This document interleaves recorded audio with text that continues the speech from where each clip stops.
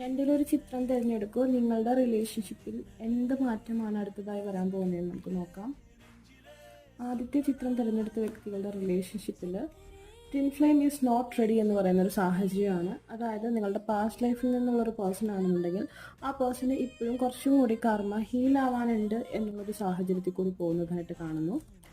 And nothing to worry about. But അതിനെക്കുറിച്ച് ആലോചിച്ച് നിങ്ങൾ ആകുലപ്പെടേണ്ട കാര്യമില്ല. നിങ്ങൾ മാനിഫെസ്റ്റേഷൻ കണ്ടിന്യൂ ചെയ്യുക. ഇപ്പോൾ കറൻ്റ്ലി നിങ്ങളുടെ കർമ്മ ഹീലാവാൻ കുറച്ചും കൂടി സമയമെടുക്കുമെന്നാണ് കാണിക്കുന്നത്.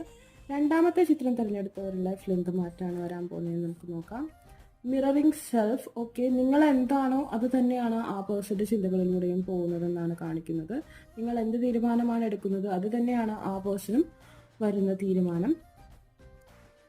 Deep contemplation. ഓക്കെ, ആ പേഴ്സൺ ഇപ്പോൾ ഒറ്റപ്പെട്ട് നിൽക്കുന്ന ഒരു സാഹചര്യം കാണുന്നുണ്ട്. കുറച്ച് ഹീലിംഗ് സ്റ്റേജിലൂടെ കടന്നു പോകുന്ന ഒരവസ്ഥയാണ്